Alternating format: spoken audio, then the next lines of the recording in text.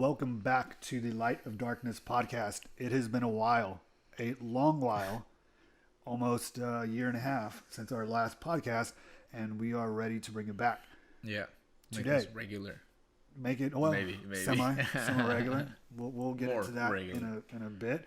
But today we're bringing one of my good friends on the podcast today. Everybody, say hello to Juan Gandara. Hey, what's up, people? If you didn't know, when you will know after this, Juan is a longtime friend of mine. I know him through the martial arts community. He's one of my old students. I've known this kid for a minute. Yeah. And he's got a hell of a story to tell today. I think we do. Yeah. We'll get into it. Tell. Well, welcome to the podcast, Juan. Hey, glad to be here. Yeah, man. Happy to have you here. Like we do this all the time with all the guests that I have here, kind of to break the ice a little bit, get us all on the same page, if you will. Give us a little bit of your background, man. Tell us a little bit about the man known as Juan Gandara. The man. Yeah, the man. Right. So I was born and raised in El Paso, Texas. I went there. I grew up there, went to school there, up to college, and then when I got into the University of Texas here in Austin, I moved out here. And that's how I met you. I went initially to. I was already doing here. Let me backtrack a little bit. So in high school, I was always kind of an athlete. I did soccer for a long time, but I also kind of experimented with football, track and field, even basketball. But I kind of sucked. And then I joined wrestling, or I started boxing actually. And this was kind of a funny story. I started boxing because my soccer team kind of got in a little bit of a team fight with the other team, and I guess I like put 1-2 together or something. I was terrible. Like I knew how to straight punch, but I guess it worked because I was taller than the other kids at that time. Mm-hmm. And one of my teammates, his dad was a boxing coach, and he's like, "Hey man, do you want to come train with me?" And I'm sure how to really use those hands, man. do you want me? Yeah, do you want me to train you? And I just thought it'd be cool. You know, I was always I guess growing up as a boy, you're always interested in boxing or learning how to fight. And This is super loud, right? It's kind of loud. It's all right. Yeah, we'll get through it. It won't be forever. And so I started training with him, and he was a terrible coach. I mean, he was cool, but he's probably gonna hear this podcast. Yeah, and he's gonna lose a friend. He threw me in. I mean, he was a good coach. He just was very inconsistent. Gotcha. He threw me in within a month to my first amateur fight. I was 14 at the time. And I won. I won by decision. I knocked the dude down twice, and that was just from like soccer cardio. You know, we both hit each other probably the same amount. Mm-hmm. I just had more wind in me, and so I guess when you win your first thing, it motivated me, it compelled me to just keep doing it. So you've been competitive for a while. But yeah. Soccer and then boxing. Boxing. I joined wrestling thereafter, and then yeah. So was it a natural progression to go into like martial arts from there? Kind of. I joined wrestling, and that was only because the soccer coach, he put me on. He had me on JV freshman year, and I was like upset about it. I was like, "There's no way I should be on JV." And then yeah, I know I was pretty. I'm still. I like that the 14-year-old mind knows better. And then I know, right? And then sophomore year, put me on JV again, and I was like, all right, I guess. And then my junior year came along, and he tried to put me on JV again, and that's just kind of more embarrassing. I was like, I thought I was good at soccer, but apparently I wasn't. And so I was like, man. Do you have any idea why? What his thoughts were on that? I don't know, man. Did he not like you? Nah, he didn't seem like that type of guy. Maybe I was just not as good as I thought I was. That's fair. You know, I was pretty clumsy.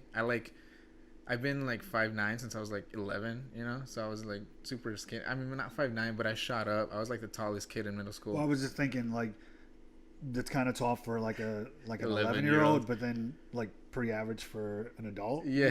Like I'm really tall for my age, but I just stayed there, dude. And then in high school, all my friends that I was taller than just passed me.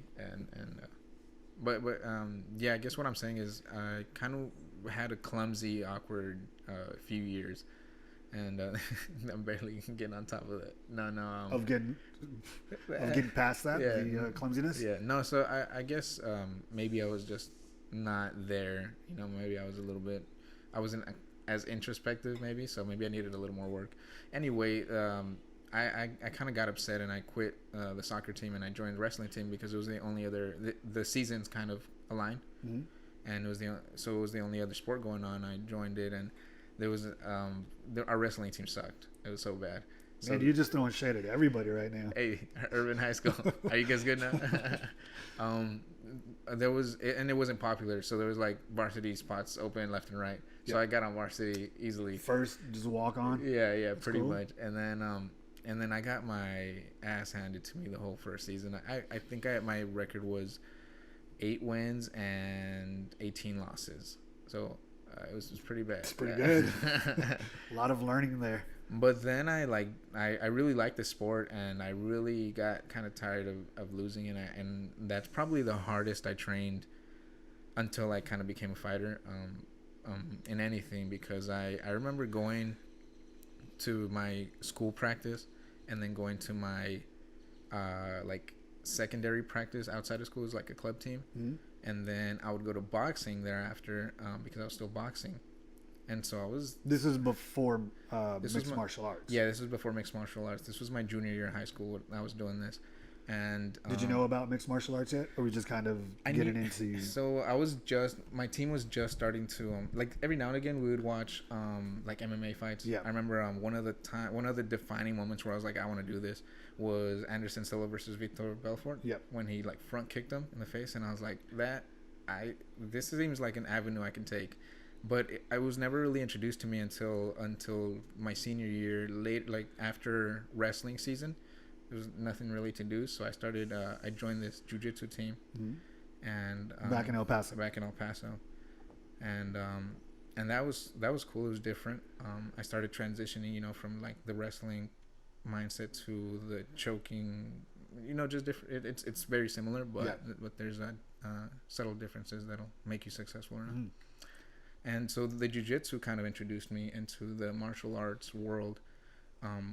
And it was very brief because, like I said, I went to college, so it was maybe a few months, and then I came. This was your senior year. We were finishing up school. Yeah. You already knew you were coming to Austin. Well, that I was going to try and go wrestle at ASU, but I just my senior year was very successful, Mm-hmm. but I just didn't have the pedigree. Is that the right word? I think it's the right word. To credentials. The credentials to like get a spot on at ASU, Arizona State, and which is a pretty good school for wrestling. It's a D1 wrestling school, yeah. And so I had an academic scholarship for that school, which was pretty nice, but it was still gonna end up being more expensive because it was out of state than UT. So I had gone into UT. And like last minute, I changed my mind and I came out here to Austin, which was such a great move because I've loved it out here. Yeah, and you've been here.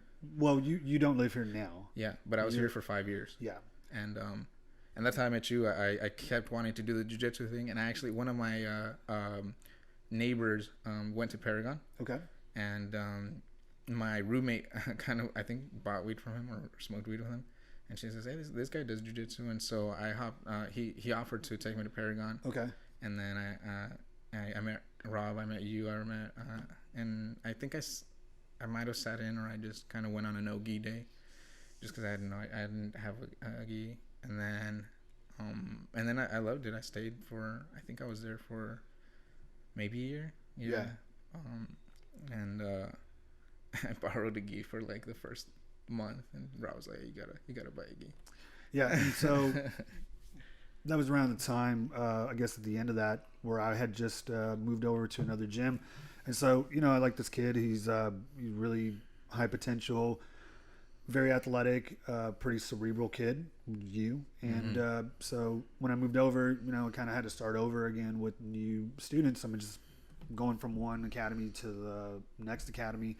It's not proper etiquette to try to take people, so you kind of just start over. If you have, if you want to act with integrity, you know what I mean. You kind of just that was where that was, and so as I moved to the next gym, you followed. I don't want to say followed me, but uh, you kind of liked the approach or whatever, and so it was cool, man, because we were going to be focusing more on like mixed martial arts and no-gi, submission wrestling stuff, and so you kind of came and you were one of the early members of the famed and late Eastside Austin Elite. Yeah. And so it was cool, man. It was really interesting to see you flourish as this kid who was mostly like a wrestler when I first met you, into like very well-rounded. You were kind of relied a lot on athleticism at the beginning, and just to kind of see from you taking your first fights, like I was there for your very first fight. Yeah. We'll get into that. It was fun, but to see your very first fight and how you going in there just throwing hands,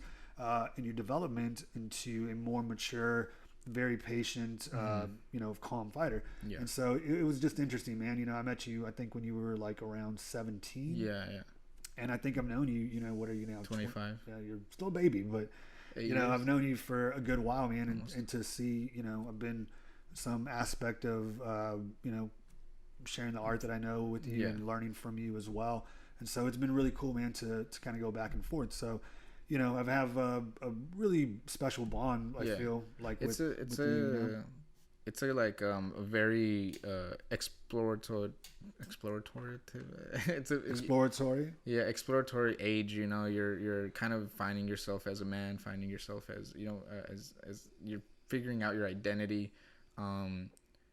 figuring out what you like, what you want to do career wise, hobby wise, even to get more interpersonal, you're figuring out what type of person you are, your morality stuff, and I think jujitsu and the MMA world kind of helped mold me and help find myself. Yeah, absolutely, man. I mean, and you saw that whole progression, like you said. Yeah, and there was so many people that have come across the two of us, and in different instances, always just speak very highly of how articulate you are, and just how present you are, and how mature you are for your age, and while you were 17, I was always trying to like invite you, hey man, let's go have a beer or whatever, and you're like, I'm way underage, and like, dude, we won't name any bars, but we had a few beers.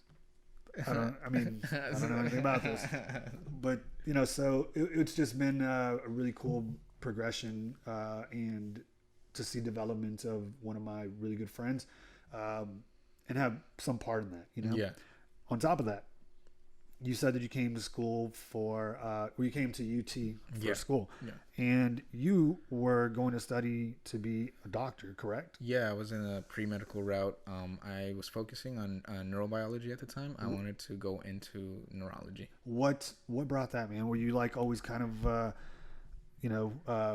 really smart kid in school, or was this something your parents pushed for you, or is just like, what makes somebody find that path that they want to be a doctor? Right. It was definitely nothing that ever crossed my mind prior to being coming to UT.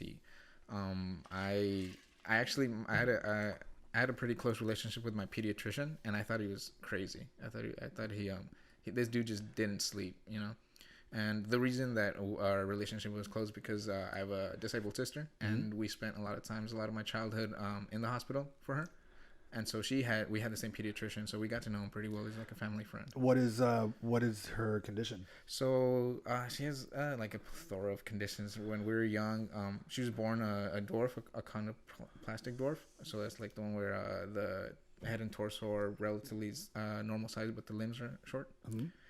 And so does it affect like her walking and stuff? It can.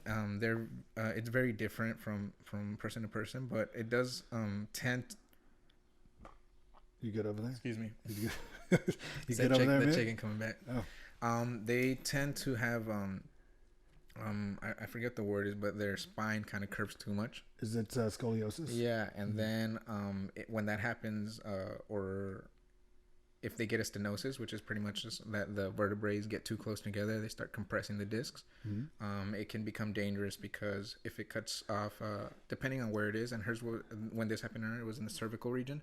So it's pretty much the part of your spinal cord that controls all non-atomic functions, or atomic functions like your heart beating, your diaphragm opening and or expanding and The whatever is the opposite of expanding, and I don't know. you're breathing, and so we had to do a decompression. Contracting. So, yeah, I think that's the Yeah, word. yeah, I that's the really word. thought I was gonna let it go, but I was like, What- no, it's gonna really what's this bother me. Yeah. So my senior year of high school, she had this stenosis happen because of a fall, and So she born with this condition. she was born a dwarf, and that came with its own kind of problematic thing. She always kind of had an issue in the cervical region of her her neck region. It was But always, she could walk around. yeah, and, she walked around just fine. She was very independent. She was she was a good student. She's a smart girl. She's there. There's nothing wrong with her mind. And sometimes that kind of, in my opinion, makes it a little harder. Yeah. But she's cognizant. Yeah, of which is arguable. But what I'm saying is, yeah, she's all there. You can have a conversation with. She's fine. It's just physical conditions. Sure. And so.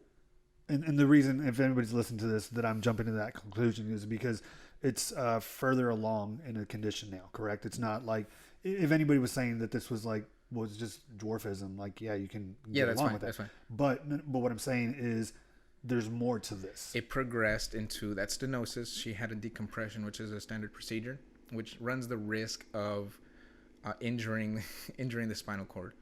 And that's what happened. So at her C3, C4 region, which is pretty high up on the spinal cord. So spinal cord injuries, so like if it happens here, then you have an injury here, then everything below that is. So he's talking about the chest line. Yeah. So in case you're just listening to this. Yeah. Oh yeah. So whatever level of at the spinal cord that your injury is, you could think about it as everything below that is non-functional. So the cervical region is in the neck mostly. So if there's an injury there, everything below that becomes non-functional. So a lot of people become tetraplegics or quadriplegics. Same thing, Greek, Latin. It's the same thing. Tetra and quadriplegic are the same, and then paraplegic too is no legs, or your legs don't proper functionally. And so my senior year of high school, or during, actually it was my first year in college, because it was around August. She became a tetraplegic. She lost the ability to use her arms and legs. How old was she? She's a year older than me, so she was about 18 or 19. Okay. Yeah. And so that really sparked an interest. I was in college, and UT is one of the top ranked research schools in the world. And so I kind of thought it would be my duty to figure out kind of what's wrong with her. Like what went wrong. Is there any hope for betterment in her life to better her standard of living? What do we know what needs to be done for people like her? So really, this was like the motivation for you to study medicine, to help your sister. Yes. How did this affect your family? It was tough. It was a tough transition. I think I was. It's three of us. It's my little brother, me, and my sister. Right. And in a lot of ways, I held a lot of guilt because I feel like I should have kind of moved back. You had just moved. I had just moved out here, yeah. And so it was tough on me for that reason. But at this, my parents were very hopeful that there was a solution to it. Mm-hmm. They're ignorant in that aspect. Just not familiar with it, and not familiar with the fact that spinal cord injuries are pretty much irreversible right now. And so it was tough. The more I learned about it, the bleaker my hopes got for any immediate relief. Yeah. And so my parents were very desperate for a long time. They wanted to fix it. They wanted to fix it now. And it was a struggle, man. And my little brother, we've talked a lot about it, and I think he held him. Yeah. I think he held the hardest burden because my sister was in the hospital a lot during this time. And so he pretty much, like, from the age of 14 to 18, because we're 4 years apart. So while he was a freshman in high school. I was so a now he's in college. 21? Yeah. Okay. So while he was a freshman in high school, I was a freshman in college.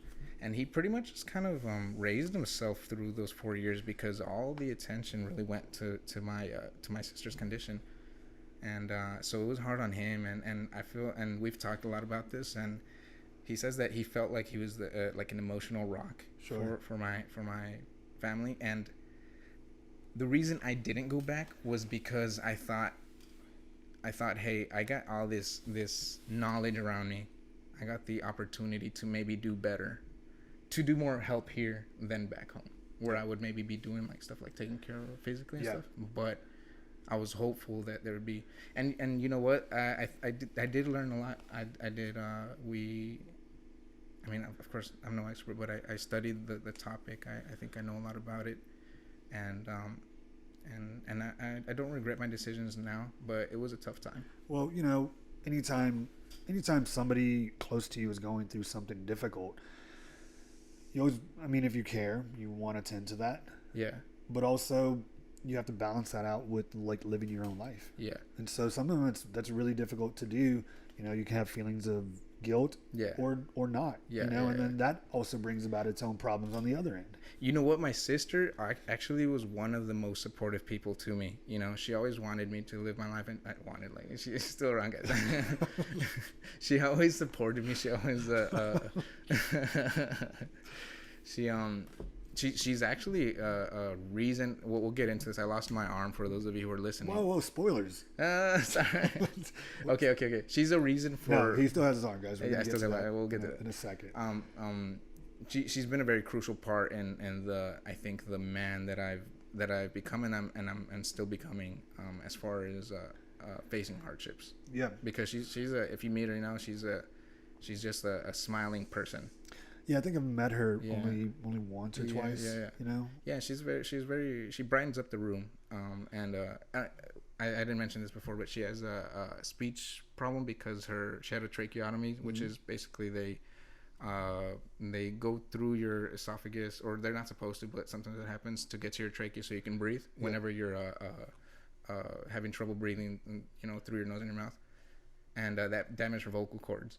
So she's also had like this speech problem where she can't. A lot of people don't understand what she says, so it's hard for someone who doesn't interact with her daily to have a conversation with her. But that's just a little more background on her. Sure. Comedy podcast, huh? I know, right? All right. So it just went there. All right, guys. It was fun. Go cry somewhere. Okay. So this brings you to Austin. You're doing the school thing. You're doing the school thing, and simultaneously, and then you start to kind of take on this idea of, we're at this other gym, Eastside Austin League, and then you want to start fighting. Yeah. Where does that come from, man?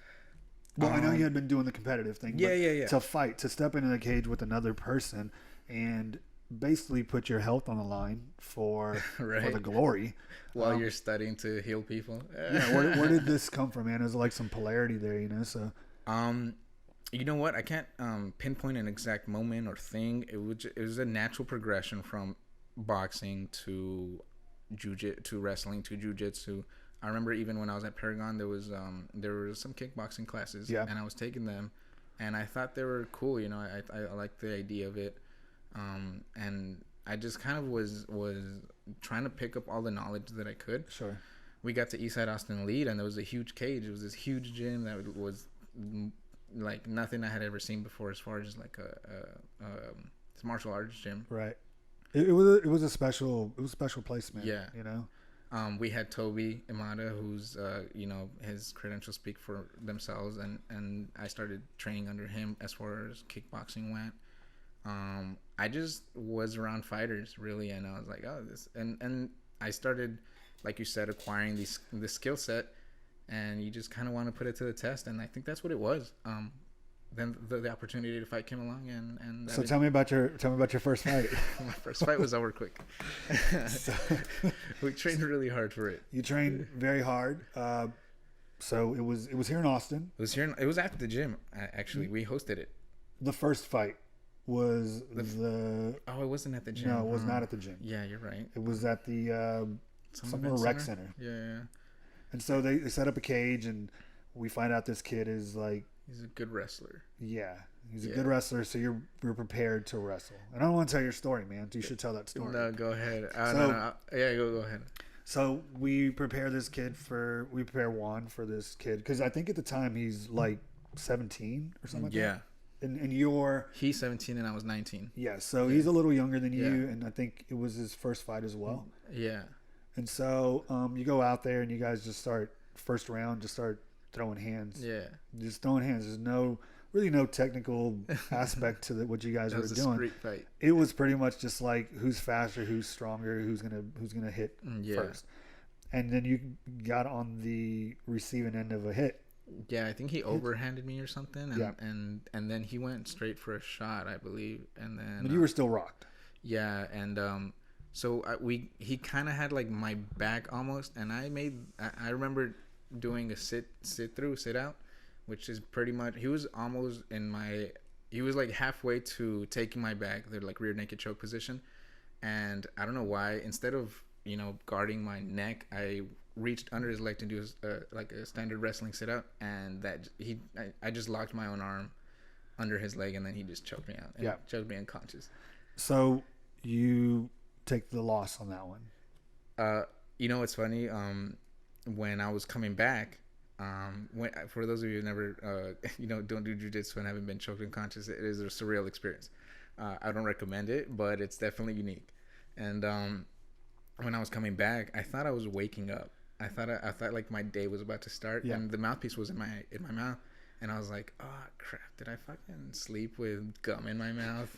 So I'm like, my eyes are still closed, and I'm just telling myself how stupid I am for sleeping with gum in my mouth, and I open my eyes, and the ref's face is like 10 inches from mine, and he's just like, are you okay? And I was like, I know what happened. Yeah, man. Tell me a little bit about what that feeling is when you start to understand the moment of basically going unconscious in front of a lot of people. I've been there before. I've done that several times, and so there's definitely some, at least with me, there's definitely some embarrassment. It was a very hyped moment. I was you always go in there expecting to win. If you're not going in there expecting to win, then don't go in there. I mean, that's fair. So, and I've always tried to be confident. So I was letting on that, I was going to go and put on a good performance. And within a minute, I was choked unconscious in front of my friends, in front of my pops went out there to watch the fight from El Paso. My teammates. So I guess the one defining emotion was definitely embarrassment. Sure. Yeah. And yeah, I walked out, and you know what? It's really more in your head because everyone's, regardless of whether you win or lose, your friends are still there, and it's still it's almost always even still a celebratory moment that you even stepped in that cage. Yeah, I mean, a lot of people after some event, because I've done submission grappling in the professional level, and it's different, but it's the same. Yeah, it's different in that the rule set is different, but you're still under a lot of pressure to perform a certain way, whether it's from anybody else or from yourself. You want a certain outcome, and if you lose, people will, most people, if they have tact, they will tell you what a good job you've done, and it takes a certain aspect of a strong human being to step on in that arena, right, and to put yourself out there. But as an athlete, you could have done something differently. And so sometimes that plays with you. And, the next time you come to the gym, sometimes that plays for a while, to kind of get it out there. That's why a lot of people, when they fight and they take a loss, like they want to jump right back in. And if it's not something that, exactly, if it's not something that's, that keeps them out from they got a medical suspension, right, something that was a big knockout. It was like they took a loss through a submission or decision. They want to jump right back in because the mindset of, you're only as good as your last fight is a very real thing. So how did that play for you? So there was a few thoughts going in my mind. One of them was like, there was some self-doubt there. I was like, well, maybe this is just not for me. There was definitely because I felt like I competed well within my team, within my family, my home. I felt like I was at a decent level. So I was like, so there's every now and again there'll be someone talking about like these amazing gym fighters, sure, that kind of choke on the stage, Yeah, so the pressure. So yeah, basically that they're very good competitors within the gym, within the people they know, but then when it's time to compete in front of people, that they do bad. And so I was like cursing myself, I was like, well, maybe I'm one of these fighters. Gym fighters, yeah. And I just decided to fight again, like you said. I was like, look, let's give it a second go. Maybe that was a fluke. Let's give it a second go and see where it goes. How long after that first fight did you step in the cage? I think it was like 3 months, something around there. Yeah. We just jump back into training and. Yeah, we kept training. I never considered I never considered leaving the sport as in just cold turkey, not training anymore. I considered just not pursuing fighting. Sure. And so. And you're still going to school, so I mean you're having to juggle. Yeah, that was difficult. I feel like I sacrificed a lot of my school social life to train, but it's definitely not like a regret. Otherwise I'd probably just be out drinking the whole time. I mean, every other college could student. Be. Yeah, you're in college, and and because I mean I kind of like drinking, so I would have liked partying if I wasn't focused on this. Sure. Just kind of kept me grounded a little bit. But yeah, I'm doing school. I'm right after school. I'm trying to make the gym, trying to make the classes. So yeah, I'm still training. So we jump back in there. I think we hosted that one. Second fight was at Eastside. It was Belts of Norris. It wasn't Eastside Fights. Oh right. We just had BOH, and I think it was I don't know, in 2015 maybe. I don't know. Anyhow, so you take the second fight, and going into the cage, man, are you still harboring any of this doubt from the previous loss? Yeah, I mean, it runs through your mind, Like, imagine getting choked unconscious a second time. There's always that. As much as you'd like to, as much as I'd like to kind of portray myself as someone who maybe wouldn't be bothered by it. Sure. I mean, it's a reality. You do think about it. I was definitely very nervous. My legs were shaky. I was trying to concentrate but couldn't. My head was everywhere. But once I got in the cage and the cage shut, I can't even hear anything. It's like everything kind of goes away. And I was just thinking, let's destroy this guy. Let's go out there, give it all, and see where this goes. And you could see it definitely in my fight. It was another brawl. It was uncontrolled. Definitely, right. Yeah. But well, it looked like you had a little more restraint. Like you were aware of, you guys started kind of throwing hands at each other. Yeah. And you guys were just kind of throwing haymakers. And then you almost had to I think you got hit with a shot. Yeah. And you kind of dropped to the knee a little bit and came right back up. And then I think you were like, okay, let's play a different approach. Let's actually, use some strategy and stuff. And so you kind of took a step back and then you re-engaged. I think there was it 2 rounds on this one? Yeah. No, I think as soon as I dropped him, because he clipped me on my chin, because I was going kind of wild and just I was trying to knock him out. And he clipped me on my chin. I dropped. My legs went weak.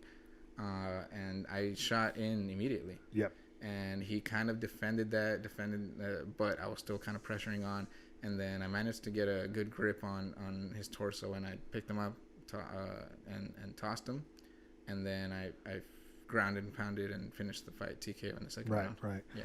And so you start to turn a new leaf, taking a turn to the victory now. So now you take the confidence and you start taking fights, man. You start getting, and I think you had a couple more. My first few fights were kind of annoying because I lost my first one, I won my second one, and then I lost my third one, I won my fourth, I lost my fifth, and then my sixth, I've won like 7 straight since my sixth. Yeah. Yeah. So how many fights do you have total? Amateur, I think I counted 7, and pro I have 2.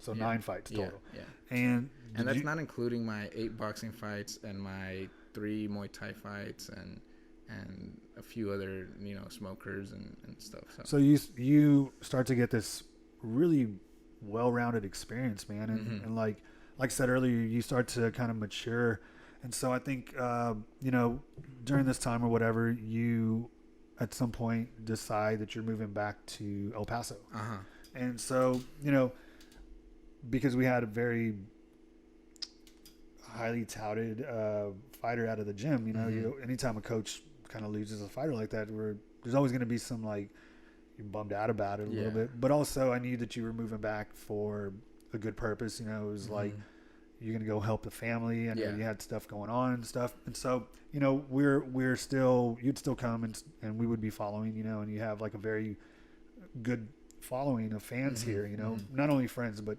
some of your friends are actually your fans as well. Yeah. And so we're watching, you know, social media's post, and you are starting to win. You're starting. I mean, you're really. You were winning. I had some momentum for sure.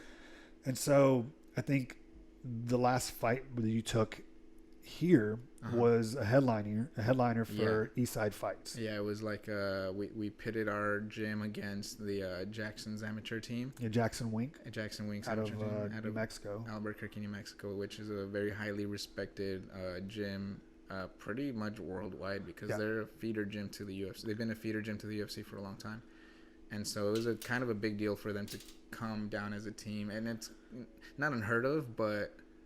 To have like a team versus a team was kind of a neat little spin off of normal MMA events. Right. So we put this event together, and it was a pretty smashing success, man. And your fight or your highlight. Well, walk me through the fight right quick, if you remember it. Yeah. So by this time, I had several fights under my belt. I had reached a new level of confidence in my own ability. You know, I knew where my limits were. I knew where my strengths were, and it's kind of funny. I was up with my my friend Jackson, who's cornering me, and we were just playing cards in the back. And a lot of fighters get really antsy. You know, they kind of can't control their adrenaline, their emotions. They're just waiting for their name to be called. And I noticed this calm in me where I could just kind of be playing cards or sleeping until it was time to go. And I warmed up maybe like a fight or two before my name was called. But I definitely felt a new fighter. And my song came on. I think I picked Feel Good Inc. by the Gorillaz, which is still one of my favorite songs. And, you know, I just felt like a superstar coming out. You know, it was at my home gym. It was a packed house. I think we had, you know, we filled the place capacity, you know. And so it was our own promotion. And so, you know, running around like crazy. So that was the reason I wasn't able to corner. But to watch from a distance, you walk in, you know, just full of confidence. You can just tell, you know, from the beginning when I first saw you, just kind of antsy and everywhere. To, you know, several years later, you walking in and just present, ready, you know, present. That's probably the best word to describe it. I was in the moment, ready to go. My opponent came in, and I think he was younger than me, or at least fight younger than me. Like he seemed like me a few years earlier. Sure. And I actually went up a weight class because my original opponent didn't make it. So I went up to the 155-pound weight division. So he definitely had a size advantage. I mean, I wouldn't say strength because if you watch the video, it doesn't look that way. Yeah, he seemed nervous. I looked into his eyes, you know, and he seemed like he was questioning himself, and I knew that I wasn't. So we started the fight, and I think that one went to the second round as well. I might be mistaken, but. If you watch the whole fight, he comes in with his stuff, and I answered everything, you know, like perfect, like I did at training. I was confident in my training, and it showed in my performance. I fought the way that I trained. Well, you definitely. So at the very end, you end up tagging him. Yeah. And kind of he gets desperate. Yeah. And he shoots. Yeah. So he shoots in because he is not able to keep up hands. Yeah. And so he shoots in. I stuffed it with a front kick, which wasn't like super clean because he shot quickly, but I kind of stopped his momentum with a bit of a front kick, and then I caught him with in wrestling it'd be kind of a cow catcher. We'll explain that for. So cow catcher would be when someone shoots in for a double leg for like a takedown. They attack your hips, trying to pick you up and take you down. And what I did is I sprawled my hips outward towards away from him, and then I used my right arm to go under his arm, the one that he'd be using to try and grab my legs, and the other one went over his head and cupped his chin. And this pretty much is a good technique to stop the momentum of someone trying to shoot a double leg or a hip attacking technique. And so then I transitioned quickly to a what's called an anaconda hold or anaconda choke hold, which is pretty much a head. You wrap the head and the and an arm in between both of your arms. And I was originally thinking I'm gonna roll this guy because in the anaconda choke you could roll under and over, and it squeeze and it tightens the grip you have on the person's neck. And I was thinking I'm gonna roll this guy and then I'm just gonna start punching. You know, I'm gonna ground and pound him. So you were looking for punishment. Yeah, I'm gonna make sure that he goes home hurting a little bit. Remembers me. I don't know. The devilish side of you has to come out in there. You know, you're fighting. You're in a cage trying to hurt each other. Yeah, and but the grip, you know, he just loosened up as I rolled. The grip got tight, and I was like, all right, let's see if I can choke him here. And yeah, I held it for a little bit, and he submitted to it. And the crowd went fucking bananas. Yeah. You got up, and you know it was like you were a fucking superstar. Saluted everybody. It was it was a truly electric atmosphere in there, you know, and so, you know, this was, I think, the last fight that you took here in Austin. I knew I was going to be, you know, I knew this was my career then. Yeah. You know. And so, you know, you move. So shortly after this, we have this conversation, and I know that you're like, hey, I think I'm going to move. So, you know, that was tough. It was really tough, you know, yeah. for a number of reasons. And so you move, and so you start taking fights, and again, we're still watching your success. Yeah, I did my first pro fight, and it ended quickly. It was similar to the one I just described. It went from hands to the guy not wanting any part of it. Actually, he didn't try to take me down. He was trying to kick me, and I caught his leg, and I took him down, and I took his back, and I choked him. And that was my first pro fight, and I was like, I can do this, you know. This guy's just like you know, in a lot of ways, yes, and in a lot of ways, no. I thought this pro guy's just like he's like some amateurs I fought, you know. And you're gonna run into pros that are really, really good, and you're gonna run into pros that that aren't as good as those guys. You know? Yeah, there's a whole spectrum of different types of athletes. Yeah, and so that happened, and I'm thinking I'm starting to acquire some sponsors that are interested in me, you know, and I'm still working full time with my father for my father's company, so I kind of splitting that time. But I'm thinking, hey, by the end of the year, I kind of want to be able to, you know, live humbly off of this, but enough so that I could train full time, you know, because as a serious fighter, you got to be putting in hours of work. It is work. What was the ultimate goal? Yeah, I want to be champion of the world. Fight UFC. Yeah.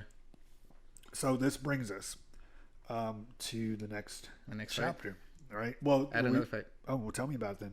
All right, very quickly. That second fight was a second round TKO, and I just dominated this guy. You had just also got some news, right? That you were like going to start to you had got the attention of like another promotion or something like that. Yeah. So my second fight, my second pro fight, I won that one with a TKO, and it was it kind of again showed the fighter that I was becoming. And so I was gonna go fight for Jackson Wings promotion against one of their top athletes. So this was supposed to be and actually shout out to Burchick at 10th Planet Tucson. He's the one that got me in this fight. What's up, Anthony? He hooked up this fight, and this kid was a promising guy. You know, he had been, I think he was like 5-0 or something like that, and he had just been submitting people. And I was like, you know, bring it on. I felt fine. Yeah. And so I had just won my last fight. We were scheduling this fight. It was under contract already. And then my family was going on vacation. It was late July, maybe early August. I don't remember. Or it was early August, actually. And so we went on vacation, and I thought, okay, early August, the fight's going to be late October. That'll give me at least 6 weeks of some serious training, and then a week or two to start mellowing out. That's usually how it rolls. And so yeah, we went on vacation. Do I go into this now? Yeah, let's do it, man. You already gave it away, man. Yeah, pretty much. So we go on vacation. It's a great time. You know, we were in Puerto Vallarta in Rocky Point, Mexico. So we were doing all types of stuff like parasailing and riding in banana boats and just having a good time. We stayed in a nice hotel. I definitely recommend the vacation spot. This next part, maybe not so much. And there was there's a lot of off-roading going on there. A lot of quads, a lot of racers, which are basically four-wheeled off-road vehicles. And we had been wanting to rent this one out, and this one specifically because it was nice. It was the 2018. It was a nice off-road vehicle, a nice toy, and we had been wanting to rent it out, and it was always booked for from the day that we got there to maybe 5 days later. I don't remember exactly how long we were there, but on the last day that we were there, we decide. It's fun. We were chilling at the beach for a little bit, and I remember looking out far into the ocean, and my mom was like, "There's a storm coming," because the sky looked black pretty far out. Sure. So we're thinking, it's gonna start raining later, and it was just a nice, real serene moment. My whole family was together having a great time, and on our way back from the beach to the hotel, we passed by that racer one more time. It was around 5 o'clock. And so after dusk, they don't really rent them out anymore. But and that's what the guy told us. He's like, you know what, we're packing up. We're like, all right, that's all right. We're going back to the vehicle. And then he's like, hey, you know what, go take it for a spin. And then we're like, all right, cool. So we grab it, and it was me, my girlfriend at the time, my brother, and my dad driving it.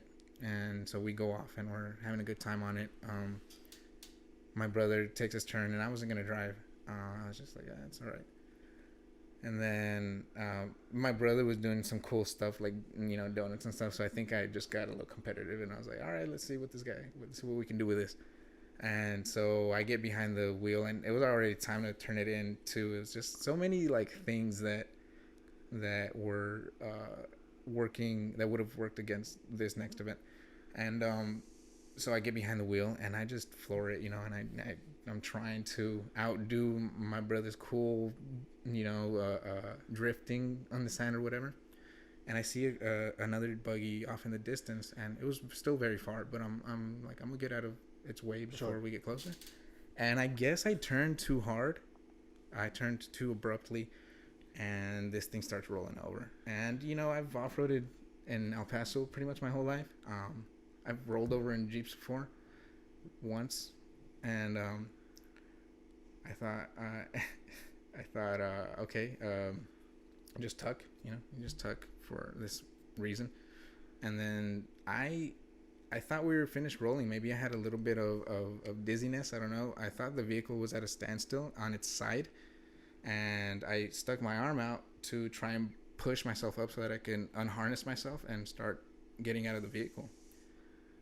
And as I do that, I feel it sink and the vehicle just crush it. And immediately I heard a loud snap, which I thought was my arm breaking. I mean, it was my arm breaking, but I thought it was only my arm breaking. So I was like, oh, fuck. And you know what? The first thing that came to my mind was, fuck, I'm not going to fight. My arm's going to take 2 months to heal. Sure.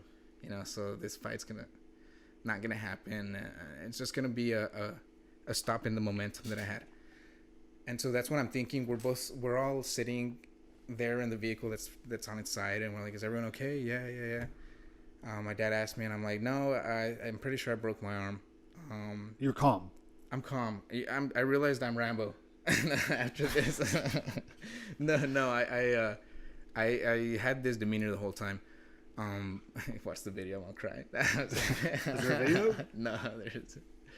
I think my brother Snapchatted a little bit of it. Wow. Yeah. Gotta get it, or didn't have it. No. And so some people run out to where we're at. We're kind of out close to the still close enough to the roads for people to see us, but kind of far out. Sure. And so some people run over to try and help us flip the vehicle over. And as soon as the vehicle comes up, my arm just spews out blood. The pressure. You're watching this shit. Yeah, the pressure on it was keeping me from bleeding, I guess. But as soon as that was relieved, this thing just explodes with blood. More blood than I've ever seen. It was like a 80s horror movie. It was even squirting like an 80s horror movie, like pulsating. Yeah, and immediately I tell him, I'm like, oh shit. I'm like, Dad, you gotta tie it up. You gotta tie it up. And I think he took my brother's shorts off, and he just yanked the shit out of it, and it hurt pretty bad. It hurt more than like the actual thing, like when he yanked it and tied it up, and that stopped the pulsating blood, and turned it more to a small drip. And so at this time, I'm realizing this is pretty serious. I'm sitting back, and I'm like, shit. I feel my arm, dude, and this thing is it's just like a piece of ham.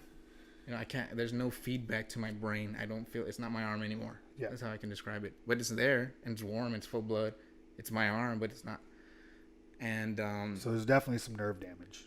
Yeah. Well, there's a lot of damage, but that included. Exactly. Yeah. It felt. You know what it felt like? It felt like my arm swelled up 100 times, and then I couldn't move it.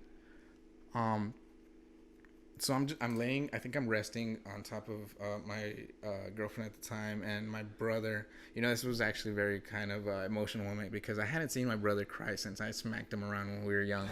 Like he's always had like little like chinito eyes. Yeah. And so when he cried, his cheeks puff up a lot, and he was just he was crying. It was very emotional for me to see him that way.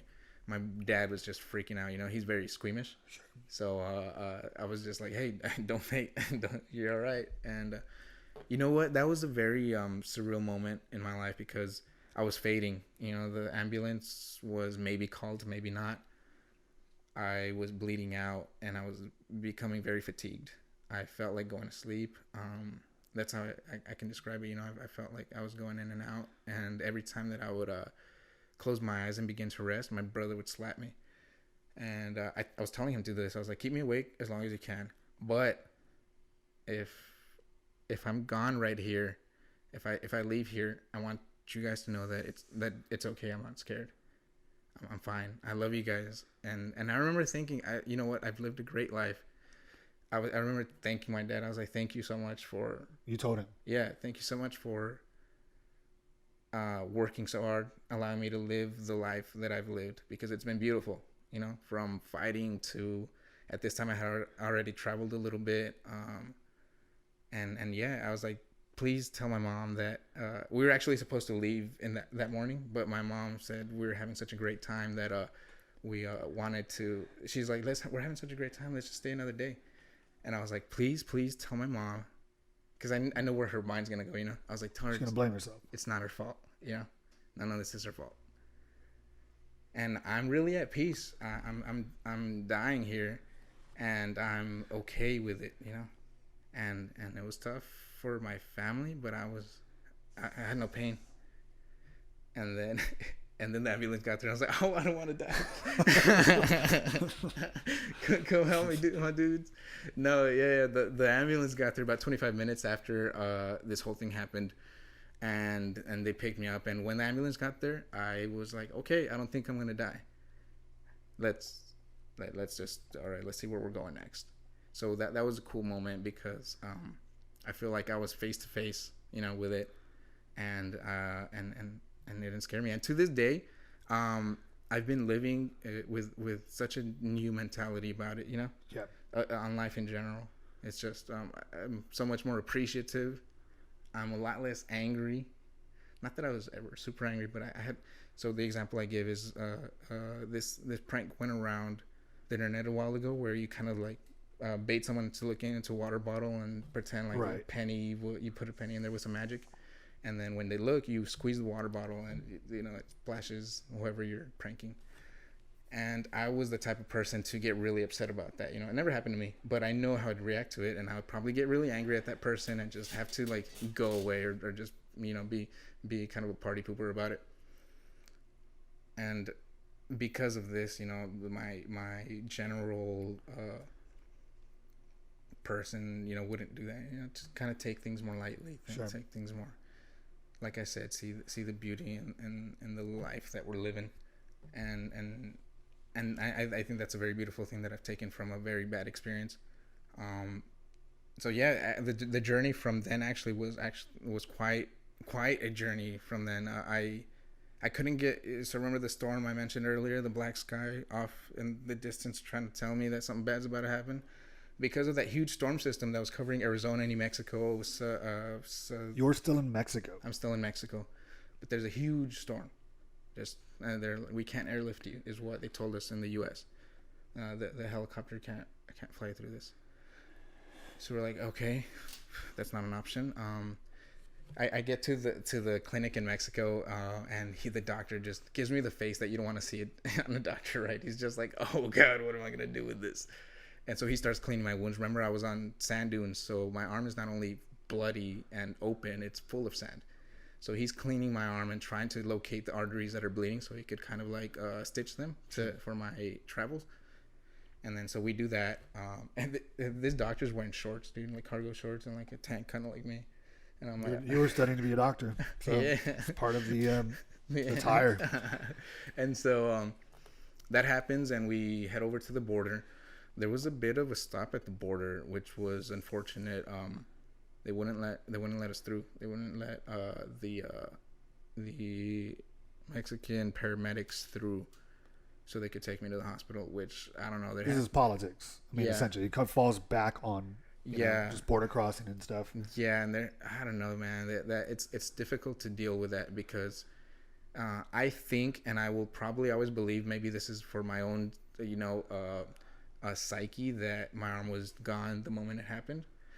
But there's always that like thought, like what if we got to the proper help sooner?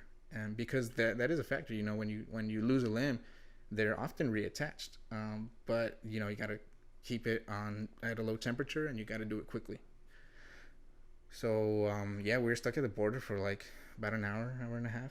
And this time you're in the ambulance. I'm in the Mexican ambulance. And you are conscious. fucked up. I'm conscious, but I'm fucked up. Yeah.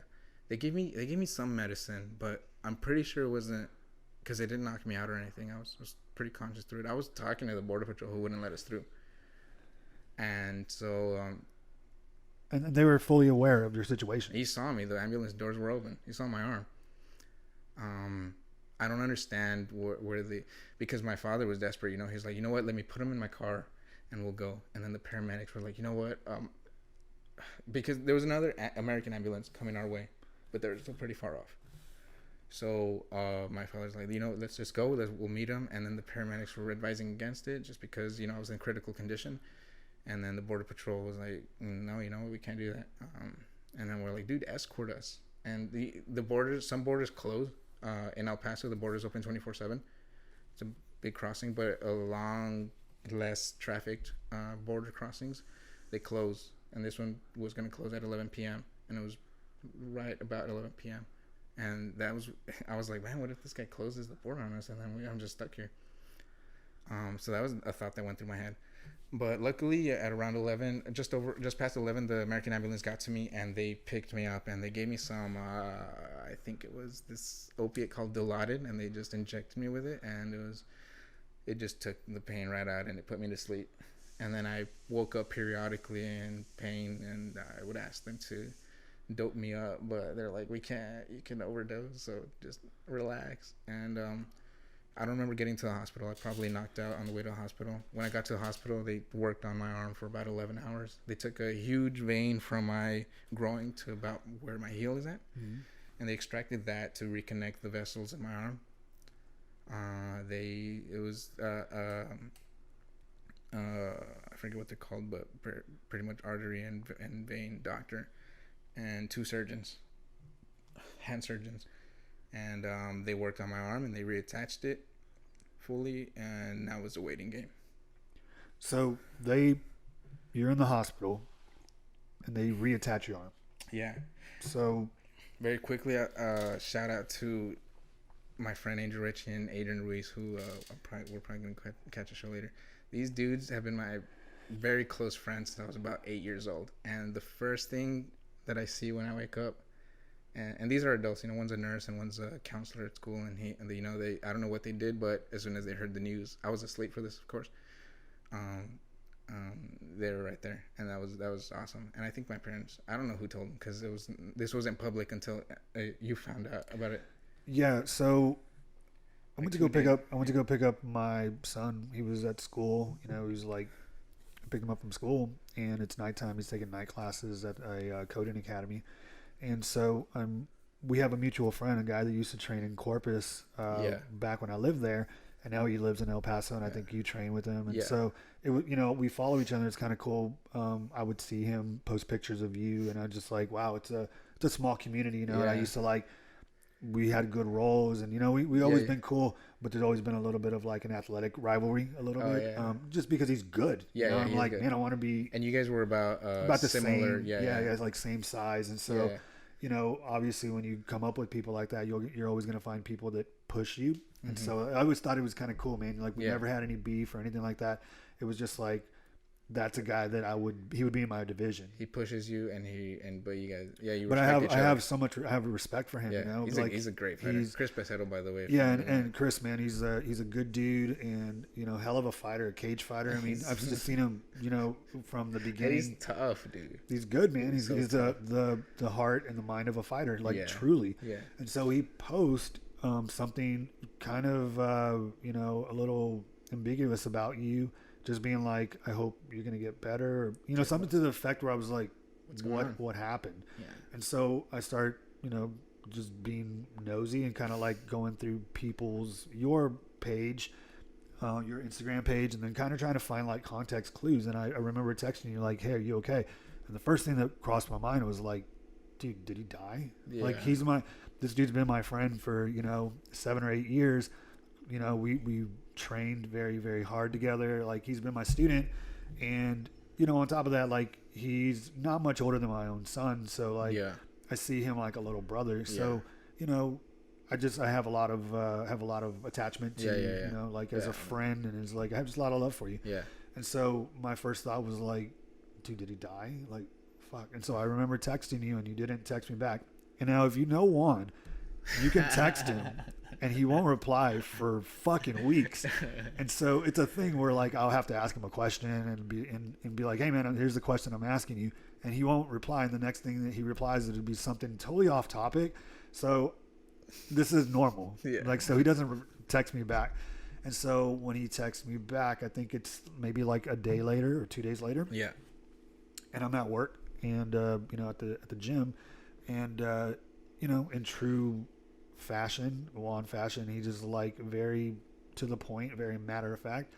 Unfortunately, not is the response that I got. I got into an accident and I lost my arm, and I just was like, it was so uneventful. Yeah. You know, your response, and I was just like, Dude, did I read that right? Don't And produce movies. Yeah, and so I was just like, you know, so nobody really knew, and I tend to know a lot of the same people that care, you know, about him, about Juan, and so I start, hey man, I have to tell people, you know, I'm sure they're gonna want to know that you're okay, and Yeah. so I started telling people, man, and then you know, I guess word got out, and Dude, the love and support that I received from my you know, jiu-jitsu community, my family my extended family out here was incredible. It wasn't like I was keeping anything secret, you know. I was just kind of drugged up for like those first 2 weeks, and wasn't really on my phone too much. But I think you made it public after Chris. I guess the whatever had happened, and you know, the amount of calls, messages that I got thereafter were heartwarming. I think you know, unfortunately, it sometimes takes, and you know, I think people cared about you before and showed you love. Yeah. But especially when something tragic happens, people are usually more vocal about what somebody means to them. Mm-hmm. And, you know, and I know that a lot of people, they looked up to you and, you know, had a lot of respect for you, and you're, you know, just, you know, you're a personal friend of mine. So I think you're a fucking really cool dude. You're a really cool individual. Very, very giving, you know, and open. And so it was just interesting to see how many other people thought the same thing about you, you know, and how many people you had inspired and how many people you had touched, just by living your journey and kind of just being who you are, being forthright with who you are. And so it was tough for me on a personal level to people were coming and asking me like what the details were, and I really didn't know because I mean, Yeah. I wasn't there, but you and I were corresponding a little bit, and just people would, hey, what's the word, and I mean, he's alive. Yeah. Like that's something. Yeah. And so just trying to, especially with everything you had gone through, I've seen you really progress. Yeah. The first thing that people were like, fuck, there's this fighting career, like, Yeah. you know what I mean? Lost an arm. Yeah. And so That left hook. and so it's difficult now, like you have to see the good side because you're still here, like you're still on planet Earth, but also like simultaneously you can feel two ways about something. And I know people were like, what's gonna happen? And my thought was, well, this dude was fucking smart, man. Most people don't know he was studying to be a fucking doctor. Yeah. And so I felt like, well, he has options, but Yeah. I know this meant a lot to you. Yeah. Part of the like turmoil was the fact that I lived this like my foot half like bare, and I forget the expression, but I wasn't committed to either or fully. I was like academics, athletics, and I always felt like I fell short in both because I didn't commit completely to one. And so this was especially difficult because for the last two fights, when I decided to go pro, I was like, I'm going to go pro and I'm going to be the best in the world, and everything else can wait. And so I really found myself. I really, developed an identity as this person. I'm this person who's gonna take on this sport, who's gonna take on this weight division, and who's gonna be the best. Mm-hmm. And that was who I was. And when this happened, my whole life of being undecisive and finally deciding and diving into something, and just kind of went out the window. Yeah. So that was difficult for sure. And yeah, I was kind of in a little bit of limbo. I was like, so what am I gonna do now? I thought about going back to school. I thought about working perhaps in maybe the field that I had studied.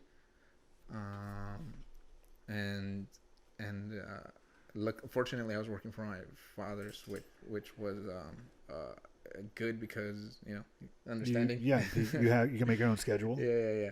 So that was all right. That pressure wasn't too immediate. And you know what? Earlier on, what you're talking about, like just the impact you have on people that you never really think about. I had one of my students who I kind of helped get into the boxing world. And he's actually undocumented here, so it was very difficult finding a USA boxing license for him. And so we worked on it for a few months. And he was a very sometimes you get students that just they want to learn, and they'll stay after, and sometimes they could even be annoying, if you got stuff to do.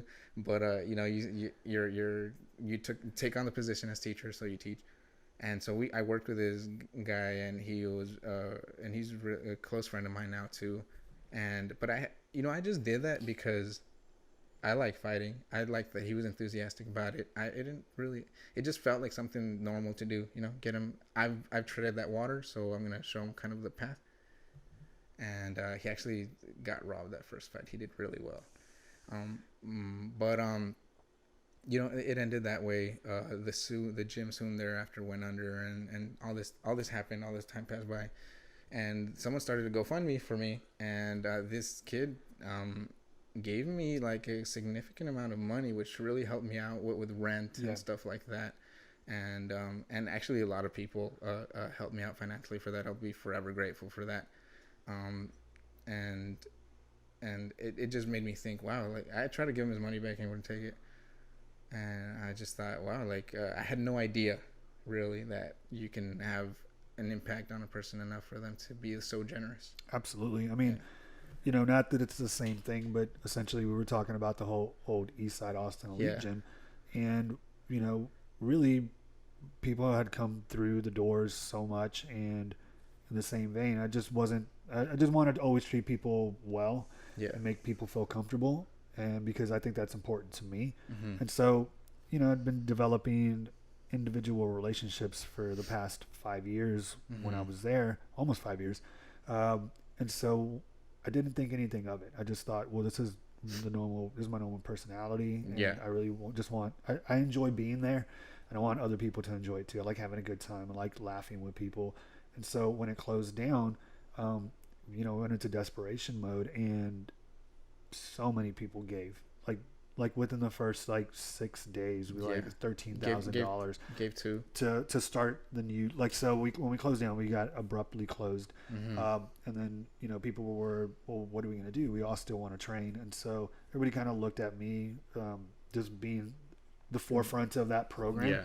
And one of the more outspoken ones, or the outspoken one. Yeah. So people were like, we need somebody to lead this. Everyone, of course, looked at me, and I was like, oh, fuck, I don't know, man. I want to do it. We're going to do it. We'll do it. Yeah. So we put this GoFundMe out there, and like I said, 6 days into it, it was 13,000. Yeah. And it was really hard for me to ask, or to say I needed help, but people did it. You know what I mean? They didn't even question. Yeah. They just were like, we know you need it.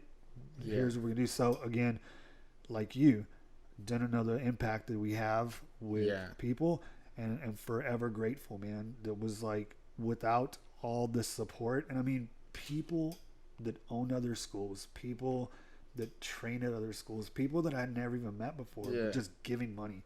Yeah. And none of it all went to the new gym. You know what I mean? I mean, it shows the gym. I love the new gym. Thank you. Yeah. Thank you. We'll get there. We'll talk about that in a second. But essentially, and that was the reason why. Because even today, when we have training sessions and people come from other gyms, and they always mention about how comfortable they feel. Yeah. You know what I mean? Yeah. And it's just, talking more about, you don't know the impact that you always have on somebody else's life.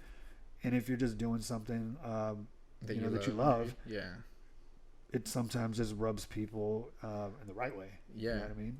I mean, there's definitely what you said. When you're doing something you love, you tend to have a positive outlook on life, which especially people going through a daily tedium, they crave that whenever it's time to turn off. And a lot of people, when it's time to turn off, it's at the gym, and I don't mean they're not doing anything. I mean it's they're putting their stress on the back burner. They're putting the bills and the routines of living life and being a human being, an so adult. that part is so important.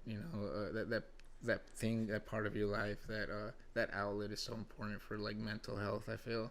And I think that's why you as a jiu-jitsu mentor, even me, who I felt like was just a kind of a covering coach, that kind of more like a teammate that just came in and taught some stuff. That's kind of how I viewed myself all the time.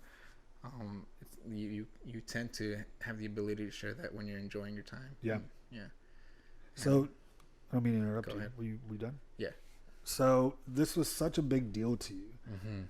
And then all of a sudden, one aspect of your game has been changed. Mm-hmm. So there are MMA fighters that are have Nick something. Is it Noel? Nick Noel, yeah. Is that his name? Yeah. He fight, and there was another guy that didn't have part of his legs. Oh yeah. I don't know about that. So does this injury take mixed martial arts out of the equation for you? Yes and no. I'm still a very confident person in my abilities. I still have a leg. I still have two legs. I still have my arm, and I think I know how to use those tools well as far as fighting goes. I'm still very confident that I could compete and do well. My only issue with it is that once you're at the elite level, once you're at the top contenders of the world, a sprained ankle is so detrimental. And so I felt like I could make an impact and I could fight, and I could probably live off of being a professional MMA fighter without my full arm. But my goal was to be the top, the best fighter. And so my reality is that is, if it was a difficult feat prior to this, which it was, it's become 10 times more difficult. And it's a stress that maybe I don't have to put on myself. And I thought a lot about it, and I still think about it. I mean, I still go in and train with my friends, and when they're getting ready for fights, and I spar with them, and it's fine. But it's something that I felt like I just, it doesn't, that's not the only thing that I am, and it doesn't have to be the only thing that I am, and I could reach fulfillment and so many other things. True fulfillment. Yeah, and because that's what I really felt was what was going to give me that final thing that we're chasing. And so I figured, that since that is so much harder now, I could still keep going for it, but I can also keep this aspect of my life, and you take this as an opportunity to explore so many more avenues.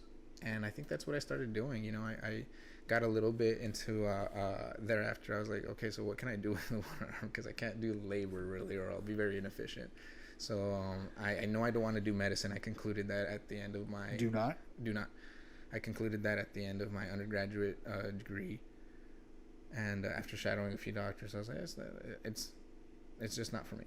And so I picked up a little bit of graphic designing, and I thought that was a cool art outlet. It might be something that I get more into, but what it taught me was that you could get really good at mostly anything if you give it enough time and are tenacious with your discipline. And so it kind of, that opened up the ideas that I didn't have to keep trying to achieve this goal, which was so much more difficult now. And so that's kind of the mindset that I've had. However, because of it, and since I've let go of the idea of becoming the best MMA fighter at my weight class in the world, I started doing a lot more jiu-jitsu. I always did a lot of jiu-jitsu, but now it's kind of the thing I focus on. I hardly ever really put on glove singular. I hardly ever really go to striking classes or anything like that. And so my jiu-jitsu is actually not too bad. It's picked up, I would say, even just because I have more time to put into it. Do you ever feel any frustration, or with dealing with the just like the loss of having all the avenues as far as jiu-jitsu goes? Yeah, for sure. I mean, I was generally a top heavy wrestling type of guy. I like to crush the legs down and try to take people's souls, is how my wrestling coach would describe it. I was very very aggressive jiu-jitsu practitioner, and I just can't do that. I'm like a three-legged table. I my balance just isn't there. I'm easily swept, so I've definitely taken more of a liking to sitting back and doing and using different techniques to try and mostly attack the legs and the knees and the ankles, and that's actually been a lot more successful than me trying to keep doing what I was doing before, because I just can't. So yes, it was very frustrating at first because I just couldn't get the outcomes that I was getting before, right? And to go from a guy at the gym who is respected, not that people don't respect me, but respect that my ability was respected. I can pretty much turn it on and do well and be a guy that people could learn from, to being someone who can't defeat my teammates in like a practice session.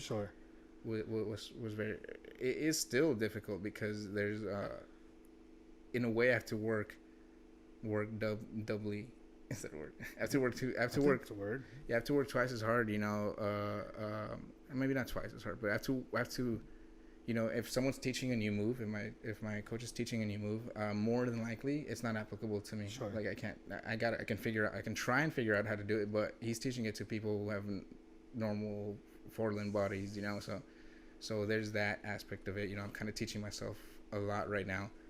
And yeah, the biggest problem is I'm used to winning. I like winning. And well, to say that you want to be the best in the world, you have to have a certain mentality. Yeah. That's not one where you just kind of wherever the chips may fall. Yeah, no. It's not. It's very much not like that. It's a laser focus that you know can be detrimental to. It can be detrimental to relationships as you're getting there, but once you get there, you know there's always it's a big payoff. You know, it's a big risk for a big payoff, but it's not one of those things you can kind of clock in and clock out. It becomes kind of who you are and how you approach life. Yeah. So I mean, I was definitely annoying to train with sometimes. You? I definitely wanted to win. But yeah, that's difficult going from a position where you can win to maybe not.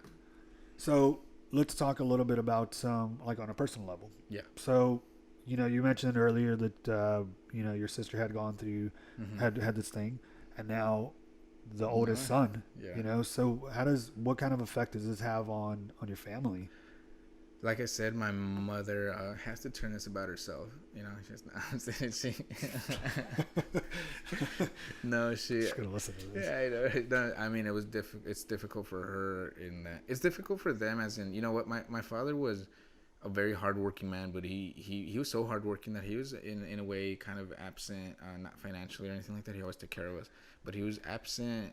You know, like we just didn't do much together. Just doing the job. Yeah, he was working. He was a hardworking man, gone a lot.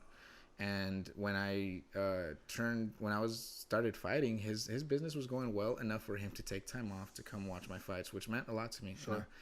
And when I was I guess he saw it as a hobby for me when I would win, sometimes lose sometimes. But then I got on this streak, you know, and then I was taking these pros out like fairly easily. So it brought him some pride, and he'll never. I mean, of course, you never say that kind of thing, but I know that, you know, as much as I lost, he lost the son who was who he could be proud of for being this kind of champion, if you will. And of course, like, you know, I keep going to, like, that's not all I was, and that's not all I am. And he's definitely, but you could see it, you know. Sure. You could see that. I mean, it was a big part of your life for a long time. I mean, for a big chunk, you know, compared to your overall life length. Yeah. It is a very defining factor. Yeah. So yeah, I would imagine that's you know, difficult for everybody. Right. My brother was he's very stern, you know. He's very hard, and he's like, he's always been like, you're still the same, you're still you know. I mean, you are still you. Yeah. You know, which is one of the things that I find very admirable is that, you know, I think pretty much like after you came out into the public. So after you came out to the public, you started doing Instagram. There's a gay cut. It is actually. It gets hot. These things. It's people come out of the closet. It was a pro gift. What's LGTB? Pro LGTB. Pro gay. So after you came out of the hospital, I think you were living in Phoenix. You were in Phoenix for the hospital. And then I stayed there. I lived there for about 2.5 months just for general medical care. I had a few outpatient surgeries and so on and so forth. But you were putting out videos on IG. I was going to mention that earlier because it was I think after a conversation or text we had, you just mentioned it where people were asking you, and you mentioned that to me, and I was like, you know what, I'm just gonna put out a video explaining everything that happened. Yeah. And so I did that. Yeah, I was like, what did your inbox look like after that? Yeah, it was, that video got like within the first week, it had like 4,000, 5,000 views, and that was kind of crazy to me. But my idea was to kind of document this tragedy through the recovery. And that was more because there's some scary stuff that happens when you go through something like this, you know, from the surgeries, the doctors, to insurance. I wasn't insured. Yeah, money. So I guess I was the idea was to build this kind of path that if someone somewhere goes through something, he can maybe Google or YouTube something, and then I come up and are there to share this experience and maybe guide a little bit. So that was the mindset behind those videos. So you put that out there, and where the fuck was I going with this? I was going somewhere with this. I lost train of thought. So yeah, you bring that out, and you know, fuck me, I don't remember what we were saying. Yeah, I put those videos out. It had a lot of attention, and then I take on I it was completely unexpected. So then I start taking on this admirable person identity. That's where I was going with this. So I find it. You said the key word, admirable. And as I was watching the stories, you know, I always try to peep into the mind or the psyche of somebody, you know, and a lot of times, especially these days, you know, there's a whole like fake it till you make it type deal where you just media type stuff. You know, it's just even mindset, you know, and so I would just I know you, you know, relatively well, and so I would wonder, like, is what he's saying, does he believe what he's saying? Like, is he really this positive? Because you were, I mean, extremely positive, you know, right off the bat, you're just like, hey guys, this happened, I'm good, everything's good, like, cool, and you know, you were just cracking jokes and just being yourself. And so I'm watching, I'm just like, man, is this guy okay? Well, yeah, that, but also, you know, I've fallen apart for lesser things in my life. You know what I mean? And to see somebody who's really, I mean, their life has just definitely changed in a drastic and dramatic way. Yeah. And just come out of it and just be like, I'm happy, I'm okay, here I am. You know, it was kind of like I was taken back a little bit, because like, fuck, what kind of a person can do that? You know what I mean? So it was crazy to watch how like, was that in you? Strong-minded. Yeah, or apparently right, because you know, it's social media, and that's, I guess, what I wanted to talk to you about is like, was all that authentic, or more? Not that it wasn't authentic, I wasn't questioning that, but I mean, it's fair. Did you ever doubt those things you were saying?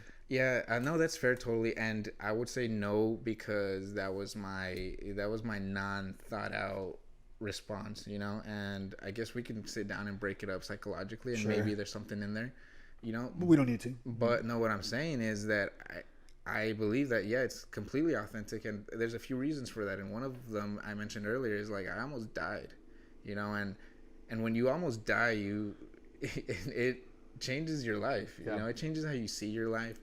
It, you know, whatever you thought was important, and I mean, it's important, but whatever reality you have, you just realize how limited it is, how limited your time on earth is, how limiting the way you've been living maybe is. And so when you have to kind of look at yourself and look back and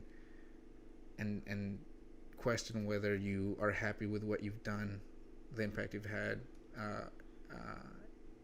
whatever the answer back is, really, I think, will define where you go from there if you live. And my feedback, I've made many mistakes in my life. I've probably hurt people's feelings every now and again, you know, just normal stuff. But whoever looked back at me, I was completely happy with, you know, and that really drove a lot of my attitude from then on forward.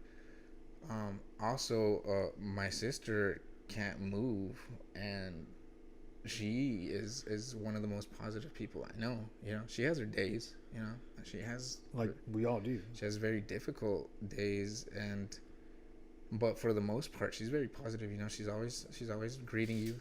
You're like, this fucking guy. And so how am I gonna sit here, still able to wipe my own ass, still able to do jujitsu, which I love. I guess I didn't know I was gonna be able to do that yet then, but you know, still, how am I gonna sit here and be able to do all of this and complain even a little bit? Yeah. You know, I mean, you're allowed to complain a little bit, you know, but how am I gonna let that make me depressed, make me, and no offense to anyone who struggles with depression or anything like that. I think that I definitely had my moments. You know, I cried in the shower a little bit looking at this. You know, there's some people that have I forget what it's called. It's like a residual limb aversion. They don't look at it because just can't accept the fact that it happened. And I never felt that. You know, it looks really weird, but to me, it was like kind of crazy. It almost I admire the work that because they could have just chopped it up here, which would have been the easier thing to do, but they reconstructed my whole joint and whatnot so that I could have a little bit more use from it. Sure. And so in a way, I'm just kind of astounded at their ability to fix me up as much as they could, and yeah, I guess what I go back to is appreciation for life. And you know, once you live with someone with the amount of hardships that my sisters had, and they're still generally a positive person, like it's hard for me to complain. I mean, I'm sorry, one more thing. The people that it was almost a feedback loop effect with the amount of support that I received from everybody, from my team in El Paso to the team out here to fighters that I've beaten before.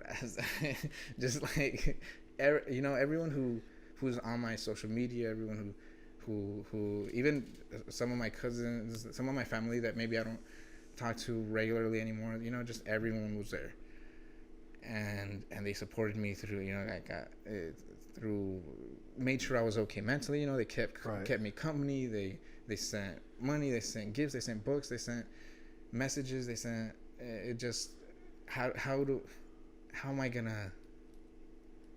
It doesn't give me a chance to like go through that. You know. Yeah. I'm just like, oh.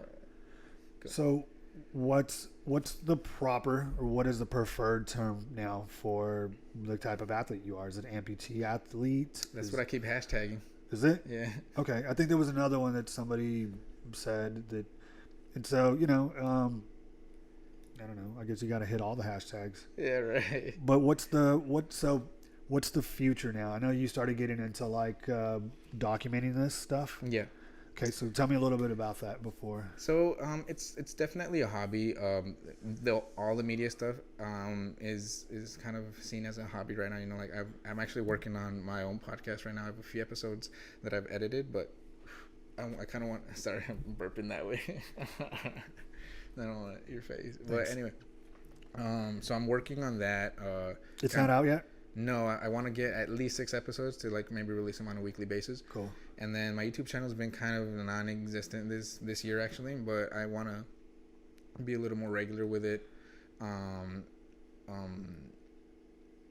don't know what else in the media world, what else the media world holds for me, but I'm definitely in this exploration stage where I'm kind of learning, you know, about camera gear, learning about filmmaking, learning about and it's really exciting because it goes hand in hand with the public figure personality that I've kind of decided to step in that stage. Yeah, and so it goes hand in hand with like competing. You know, I've really taken jiu-jitsu competitions a little more seriously since this happened, just because again I can focus on it. Right. Well, I mean, it's also, you know, it still serves as the inspiring story. Yeah. You know, for you to go out there, you know, anybody that is at a disadvantage and they're doing something that other people are doing with all their faculties, is that the word? Yeah. You can just be like, well, you can just brush it off like so many people on the internet do, or you can look at it and be like, wow, that's actually, you know, that's a feat. Like that in itself is something that is hard to do. Yeah. And it's but a beautiful result, you know? So you doing that, or you stepping into that persona, if you will, or that role, you never know the impact you're going to have on other individuals. Yeah. And that's kind of crazy because, like you said, sometimes you don't know because people don't automatically convey that to you. But like what I'm saying is like about what happened with the gym, right? You like don't really realize that these people feel this way until you need them, which is totally awesome. But because I am an amputee right now and I'm doing that, people feel a lot more comfortable openly coming and telling me how awesome it is that I'm doing what I'm doing, how inspiring this is, this and that. And that's kind of weird kind of territory to navigate because I'm just kind of living my life, you know, and sometimes, like I said, I'm just a person. I make mistakes as much as anybody. So for someone to put me on like a certain pedestal for doing this Sure. is kind of I'm new to navigating this territory, and I'm still figuring out how to be myself, but also taking if the opportunity is given given to me to be inspiring and to be a person who can maybe lead people through certain things. How to focus on that as well and maybe get better at that. Yeah. Speaking of which, you know, we're almost. I mean, we have a little bit of time, but Yeah, you've been doing like interviews for like. yeah, a few news networks locally. And, Can you tell me a little bit about those, or yeah, they've just reached out to me. just kind of like through just word of mouth? They hear about your story, or well, actually, I was trying to slide into homegirl's DMs who does the weather. all right, And all she right. totally So this is the underbelly of being a fucking famous YouTuber. and she totally rejected me, but that's fine. Do your thing, girl. But she actually sent a journalist. She referred a journalist to kind of me and what I'm doing, and he came and did a story, and it was cool. And then it was kind of funny after that came out on the local news network. A Telemundo, a Spanish production, they reached out to me and they were like, hey, we want to do a story on you too. It's gonna be way better. And I was like, all right. Okay. Well, he's gonna be more in depth. Okay. Well, that's different. Yeah, because the one we did with the first one I did was it was a shorter interview. It was maybe like a 2-minute segment. Yeah. And he wants to do like a whole little like. So was it just like on the jiu-jitsu aspect, Yeah. or was it just kind of like the personal? More stuff? the jiu-jitsu. Okay. And the other news network, like they came over to my house, my parents' house recently, and they interviewed them, and they just kind of want to get kind of like this, you know, a more well-rounded story together, and that's kind of cool. I don't know how to navigate it at all, but I figure, you know, if you're just yourself, and not. And you know they tell you enough times to not stare at the camera, then it'll work out. Yeah, man. Yeah, I think you have a really, excuse me, a really natural way to carry yourself, and it shows, you know. And so, yeah, I think you're going to draw a lot of people, and I think people are going to be inspired by the story. I think they're going to be inspired by the fact that, you know, you're still doing the thing. You're still who you are, regardless of this accident that doesn't define you. Right. And that's a beautiful thing, man. Yeah, no, I'm looking forward to it. I'm looking forward to taking these championships regardless, and keep on doing what I'm doing. Cool. Got any more for me, man? I think we could wrap it up. Shit. Well, we can. So, okay. Before we wrap it up, I just want to say, number one, I'm super happy to see you, man. I'm always happy to see you. You definitely don't respond to text messages and let me know what's going on. You're not a pretty girl.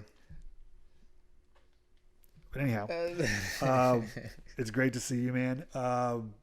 Why we went on hiatus. This is what I wanted to talk about. Okay. So we have, I think I mentioned that our last podcast, the last Light of Darkness podcast, was August 24th, 2017. Life has been fucking insane for me since then. So was the gym still on at the time? I think the gym closed 10 days after that. Okay. Yeah, so our original spot of Eastside Austin Elite closed down pretty abruptly, and I haven't really had a chance to address that. Yeah. So as soon as that was done, I took on responsibilities of opening up a new gym. And since we had come from a gym that was a 12,000 square foot, you know, giant facility with boxing ring and an MMA gym and, you know, MMA cage and, you know, a giant mat space and a lot of high profile people went through there. I didn't want to do anything kind of on a smaller scale. Right. So I wanted to do something on a grand scale. And so, you know, these things I didn't realize take so many resources. And so just being not prepared for opening up a school. Yeah, you were kind of learning on the spot. Just everything was pretty much improv. Yeah. You know what I mean? Like improvised a lot. And I had a lot of good people help me do these things, man. A lot of people really step up and kind of just lend their expertise and their resources. But, you know, at the end of the day, I was the one kind of like the tip of the spear. Right. And so I've just been super busy. And so people have been asking, like, what's up with this podcast? You should do it again.